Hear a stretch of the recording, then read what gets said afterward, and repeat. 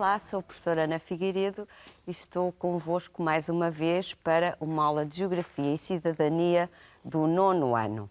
Nós já abordamos os temas relacionados com a interferência do homem na hidrosfera, na litosfera e na biosfera, e hoje vamos falar da interferência do homem na atmosfera. E hoje vamos ver quais são, então, os objetivos que nós pretendemos alcançar com esta aula. Queremos identificar a interferência do homem no sistema terra, ar, água. O que é que origina a intervenção do homem, nomeadamente as chuvas ácidas, o efeito de estufa e a rarefração da camada de ozono, e compreender a importância da adoção de atitudes comportamentais, práticas e técnicas conducentes à redução das emissões de gases com efeito de estufa. Ora bem, na última aula nós falámos na interferência do homem em alguns dos ambientes e íamos fazer a passagem para hoje com a interferência do homem, o início da interferência do homem na atmosfera, com o exemplo do smog. Vocês já ouviram falar que é um tipo de poluição atmosférica resultante da emissão de partículas poluentes, não só resultantes dos transportes, mas também das indústrias, que, associada a determinadas condições meteorológicas, como os nevoeiros, as partículas agregam-se e vão criar um ambiente cinzento. É isso que nós chamaríamos o smog, e chamamos. Mas hoje vamos começar por tratar de chuvas ácidas. Então, chuvas ácidas. Então, chuva é chuva, pois é. Mas o pH da chuva também varia. E varia porquê? O que é que faz variar o pH da precipitação? Quando temos emissão de alguns gases poluentes, como o dióxido de enxofre, os óxidos de nitrogênio e também o ácido sulfúrico, que, ao serem emitidos pelas indústrias para a atmosfera, vão acidificar o vapor de água e, consequentemente, as nuvens. Logo, quando há a ocorrência de precipitação, essa precipitação tem um pH inferior a 7. Como vocês sabem, o pH 7 é neutro. E então vamos ver aqui se chuvas ácidas ocorrem em toda a superfície terrestre ou se, por algum motivo, está mais circunscrita. Contudo, esta circunscrição e a precipitação não têm fronteiras, não está só circunscrita às fronteiras de um país. A atmosfera está sempre em constante movimento. Mas o que é que temos aqui a ocorrência de chuvas ácidas a laranja? Vejam lá onde elas vão ocorrer. Nesta zona, aqui e depois aqui na China. Qual é a relação que terá a ocorrência destas chuvas ácidas? E a rosa temos a emissão do ar poluído, com os gases que promovem as chuvas ácidas. Vamos lá ver. São os países, aqueles grupos de países que passamos a vida a falar. Nos países industrializados, nos países desenvolvidos. Mas Estados Unidos, Europa e China. Mas só ocorrem nestes três grandes regiões, Vamos ver. Porque é que aqui a China aparece mais tarde como resultado da deslocalização da indústria. Quando começou a haver a deslocalização da indústria da Europa e dos Estados Unidos para a China, nas últimas décadas do século XX, começou também aqui a ocorrer a precipitação de chuvas ácidas.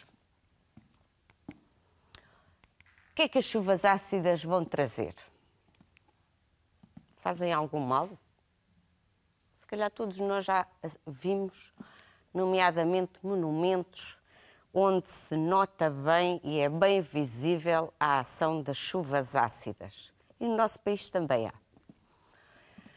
Por exemplo, destroem florestas e campos agrícolas, a corrosão nos edifícios e monumentos. Temos muitos monumentos em Portugal que a corrosão não é só resultado, a degradação da pedra não é só resultado da ação do tempo, das intempéries normais, mas é muitas vezes agravada pela ocorrência de chuvas ácidas. E também dá-se a precipitação, cai no solo, infiltra-se, vai acidificar os solos, os rios e os lagos, logo também vai levar à perda de biodiversidade. Mas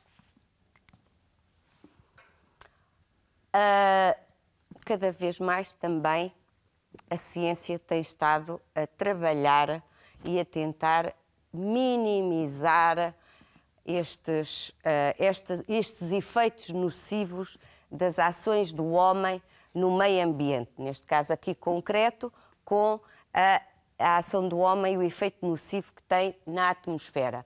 Cada vez mais se têm desenvolvido técnicas e também as políticas dos diferentes países e acordos internacionais levam a que haja regras muito rígidas para as diferentes indústrias e, consequentemente, com o objetivo de diminuir os índices de poluição. Mas também temos a atmosfera, o homem ainda intervém com outra situação da atmosfera, que vocês já ouvem também falar há imensos anos, todos nós, que é a camada de ozono. E esta camada de ozono tem um papel fundamental para a preservação e existência de vida na Terra. Ela é responsável pela absorção de uma parte importante da radiação ultravioleta. Essa radiação ultravioleta, se atingir a superfície terrestre e os seres vivos, vai provocar danos muito graves. Daí a necessidade da existência de esta camada de ozono. Funciona como uma espécie de filtro. Temos aqui representada a camada de ozono e vamos ver como é que funciona a camada de ozono. Temos o Sol, a emissão de radiação ultravioleta, mas temos aqui a camada de ozono que vai filtrar grande parte da emissão destes raios ultravioletas, fazendo com que só uma pequena parte atinja a superfície terrestre, consequentemente não traga grandes efeitos negativos para a vida na Terra. Também temos a camada de ozono que nós recebemos a energia do Sol, ela atinge a superfície terrestre e depois é reenviada para a atmosfera e a camada de ozono também deixa, em parte, impede que ela se dissipe para a atmosfera. Os clorofluorcarbonetos são os gases responsáveis pela diminuição e destruição da camada de ozono, que há muitos anos atrás, para aí na década de 90, estavam presentes nos aerossóis, nos ar-condicionados, nos nossos frigoríficos, mas que gradualmente foram substituídos para evitar que acontecesse uma maior degradação da camada de ozono e, consequentemente, criação de buracos de ozono que fazem com que a radiação ultravioleta atinja na totalidade a superfície terrestre. E recordam-se que hoje em dia, do boletim meteorológico, também é sempre indicado o índice UV, o índice ultravioleta que se faz sentir à superfície terrestre. E a diminuição da função da camada de ozono, a depleção da camada de ozono vai ter consequências graves, que são aumento do câncer da pele, cataratas, que por vezes leva à cegueira. Recordo-vos, por exemplo, se vocês repararem bem, os óculos de sol agora quase todos têm assim um autocolantezinho que diz proteção UV. Aqui está. Tem a ver com a situação dos raios ultravioletas e a falta da função de filtragem do ozono. Enfraquecimento do sistema imunitário, destruição de forma de vida, das vidas microscópicas, destruição de vegetação, queima, e aumento do efeito de estufa. Mas o homem não interfere só na camada do ozono, nem na precipitação através da promoção de chuvas ácidas. O que é que vai também fazer? Vai ter outra grande ação que ali já era falada, que era também ligada ao aumento do efeito de estufa. Mas vamos aqui, por exemplo, ver este pequeno vídeo da evolução do buraco de ozono na Antártida até ao ano de 2019. Isto é um vídeo muito, muito pequenino, não tem som, vejam só a variação. E agora vamos ver duas imagens paradas do mesmo vídeo, que têm aqui, em novembro de 96, nós víamos que aqui o ozono existente na Antártida ainda estava muito baixo, mas que se verifica que em 2020, 11 de maio de 2020, há poucos dias, tinha havido um aumento do ozono, a camada de ozono sobre a Antártida. Portanto, quer dizer que as medidas que têm vindo a ser tomadas por todos nós têm conduzido a uma diminuição do buraco do ozono, dos buracos do ozono, e um ligeiro aumento da camada de ozono. Mas, como eu há bocado já vos tinha falado, nunca se esqueçam que os fenómenos naturais não são estanques. Não se vão daqui a aqui, mas estão sempre todos ligados entre si. E, mais uma vez, temos o efeito de estufa. O efeito de estufa que é um grande problema, pensarão vocês.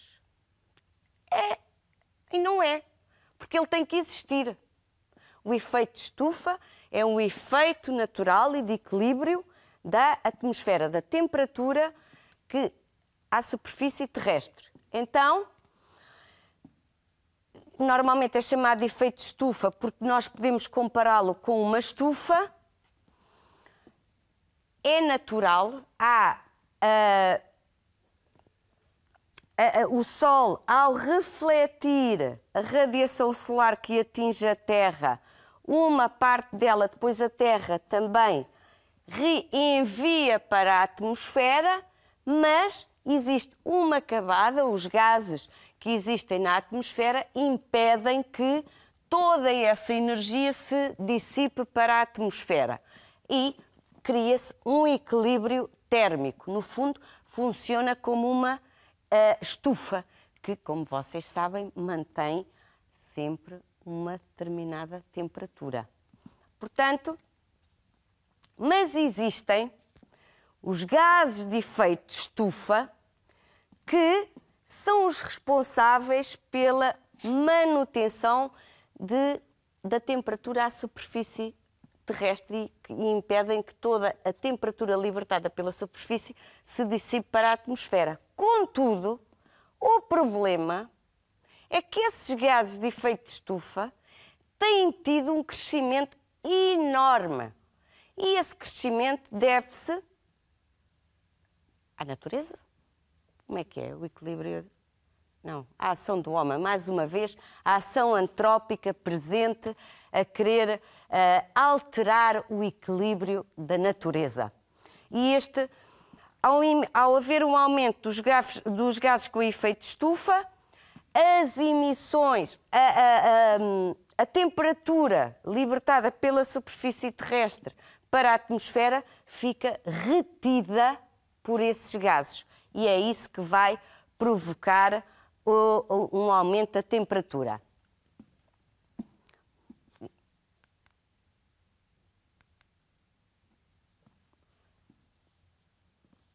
Eu já expliquei. Quer dizer, a natureza cria o equilíbrio, cria as camadas para impedir que toda a energia acumulada na superfície terrestre depois se dissipe para a atmosfera, cria um equilíbrio, mas quando o excesso de gases com efeito de estufa existentes na atmosfera é muito elevado, vai fazer com que não haja, ou cada vez seja menor a dissipação de energia para a atmosfera. E é isso que causa o equilíbrio do efeito de estufa ou da Terra, que se deve... Temos aqui o aumento do efeito de estufa, que é provocado pelo aumento da concentração de gases com efeito de estufa na atmosfera, que vão aumentar também a absorção de radiação infravermelha, que levam a um aumento da temperatura na baixa atmosfera. Este aumento da temperatura na baixa atmosfera, o que é que vai fazer? Vai provocar aquilo que nós, estás a pensar bem, criam, que nós chamamos as alterações climáticas, não só a nível global, do planeta, mas também localmente, num espaço mais circunscrito. E quais são os efeitos, quais são os gases com a maior influência no efeito de estufa? Imaginem que são os gases que fazem parte também do equilíbrio. E o dióxido de carbono é o maior, contudo ele existe na atmosfera e é normal, só que as atividades económicas têm provocado um aumento do dióxido de carbono, ainda por cima têm diminuído as áreas florestais, que é quem... O que é que as áreas florestais fazem? Consomem dióxido de carbono e produzem oxigênio. Depois temos outro gás que tem muito peso, que é o metano, e depois temos outros gases que não têm tanto peso nem contribuem de forma tão gravosa para o aumento do efeito de estufa. E temos aqui as atividades onde esses gases são produzidos. Temos, por exemplo, aqui a indústria, que produz 21% dos gases com efeito de estufa. Temos os transportes com 27%. Atenção que os transportes, vejam, 21, 27, são responsáveis por 27% da emissão de gases com efeito de estufa. Depois temos aqui a produção de energia e resíduos tem pouco, e depois também temos as habitações que também são responsáveis por uma boa percentagem da emissão de gases com efeito de estufa. Por países, vejam só a coincidência, vejam só, olhem para os países aqui representados. Todos nossos conhecidos. Ficam em que hemisfério? São todos do mesmo hemisfério? Está tudo relacionado, meninos. Já repararam? São todos de que hemisfério? Sim, tens razão. Hemisfério norte. São todos do hemisfério norte. Há um que é atravessado pela linha do Equador, que eu agora não encontro, que seria aqui... está aqui, é a Indonésia. É o mais a sul que está aqui. Todos os outros são os grandes responsáveis, estes aqui são os maiores responsáveis pela emissão de gases com efeito de estufa. E, olhem bem para a data, estes dados foram recolhidos em 23 de maio, há poucos dias. E, como podem ver, aqui temos a industrialização. Esta emissão de gases tem muito a ver com a industrialização e também com o número de veículos com emissão de gases com efeito de estufa. E agora vamos passar para as alterações climáticas. Todos os dias ouvimos falar de alterações climáticas e das preocupações que trazem para todos nós, para os dirigentes dos diferentes países, mas também, no fundo, para toda a população mundial. E este aumento do efeito estufa é considerado, e é neste momento, constitui uma das grandes preocupações dos responsáveis e de nós individualmente também, que temos a obrigação de fazer a nossa parte. Estas alterações climáticas afetam não só os seres vivos, mas também o equilíbrio dos ecossistemas e provocam alterações nos diferentes biomas que existem à superfície da Terra. Quando nós falamos de alterações climáticas, não estamos só a falar de aquecimento, porque a alteração climática pode resultar de um aumento da temperatura, de uma diminuição da temperatura, aumento da precipitação, diminuição da precipitação. Há uma série de elementos que vão ser condicionados por estas alterações. Temos, por exemplo, aqui o caso da temperatura. A temperatura global registada no ano 2000. Vejam aqui que as maiores temperaturas ocorriam nesta zona e hoje, em 2019, há um ano, vejam só a extensão das altas temperaturas. Quase que se estão a fazer sentir em todos os continentes. Isto vai provocar o aumento da temperatura, especialmente nas regiões geladas, se calhar traz problemas, ou não? Aí não há problema, porque é muito frio, nós deixávamos de ter frio, é? Pois não é não, não é não. Portanto, aqui temos as consequências das alterações climáticas.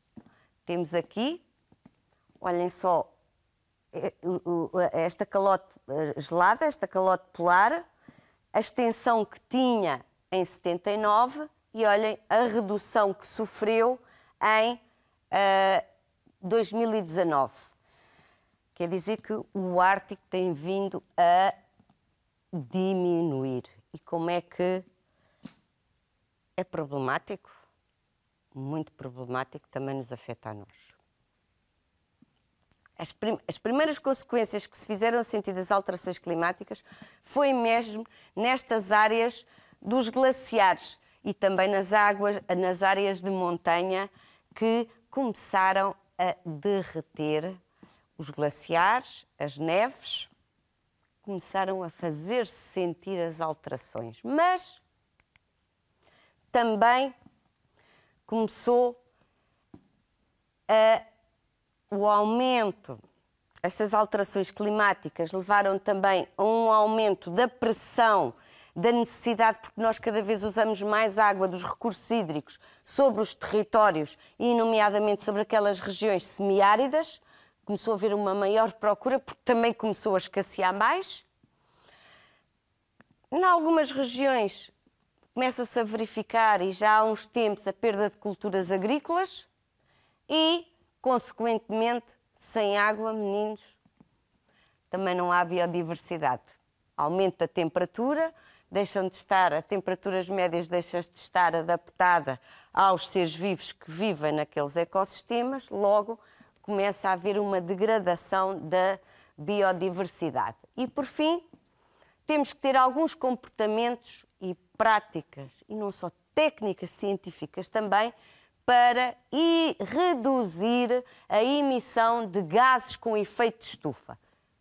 Todos nós conhecemos algumas. Primeiro, os países têm que promover e incentivar as indústrias, e não só, a usar tecnologias menos poluentes. Nós também já temos carros com baterias elétricas, lembram-se? Estabelecer acordos internacionais eficazes para a redução de gases poluentes. Utilização de transportes públicos. Passar a reflorestar e a florestar áreas que são potencialmente, que poderiam ser áreas de floresta. Implementar tecnologias limpas, isto é, não poluentes. Utilizar biocombustíveis. Também isto é feito cada vez mais nas indústrias, que é monitorizar o controle dos níveis de poluição do ar. E, por fim, utilizar equipamentos com maior e melhor eficiência energética. Nós, cada vez mais, individualmente, temos esse cuidado quando vamos comprar um equipamento para nosso uso. E agora vamos passar a alguns exercícios que, muito provavelmente, para vós, vão ser de fácil resolução. Vamos lá ver. Uma das consequências das chuvas ácidas é o aumento do cancro da pele nos seres humanos? Isso não tinha a ver com o buraco do ozono? Com a camada do ozono? Parece-me que sim. A acidificação das águas dos rios e dos lagos. Chuvas ácidas levam à acidificação. Aumenta a temperatura média do ar. É. Aumento da radiação ultravioleta que atinge a superfície terrestre. Então, mas a linha da B também não estava relacionada com a camada do ozono. Pois. Então, acho que todos vocês acertaram, é a linha B. Depois temos o efeito de estufa é agravado pela libertação de gases como azoto e oxigênio.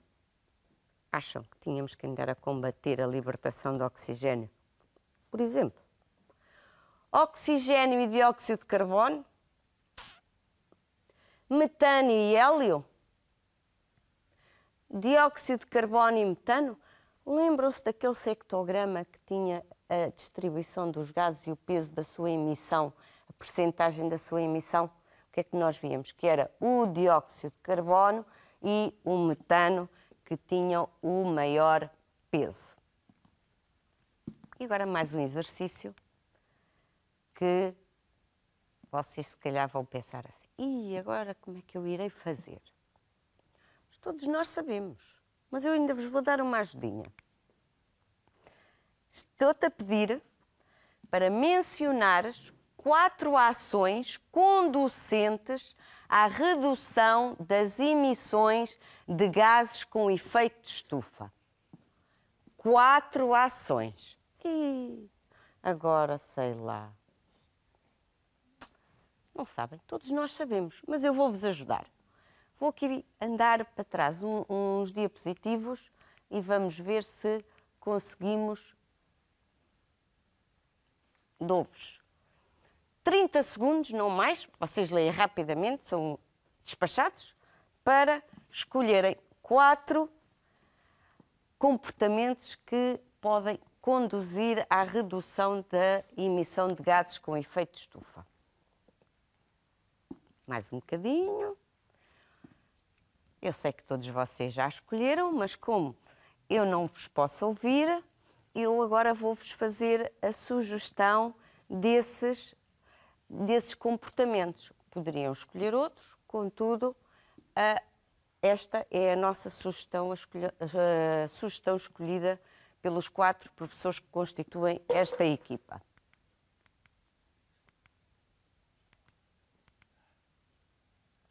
E a nossa sugestão vai para acessível a todos nós. Utilização de transportes públicos, utilização de biocombustíveis, utilização de equipamentos com eficiência energética. Nós todos já temos um bocadinho este hábito. E a reflorestação ou florestar novos, plantar novas florestas. Pronto, é fácil, como podem ver, e foi fácil fazer este exercício, não foi? Então, até uma próxima.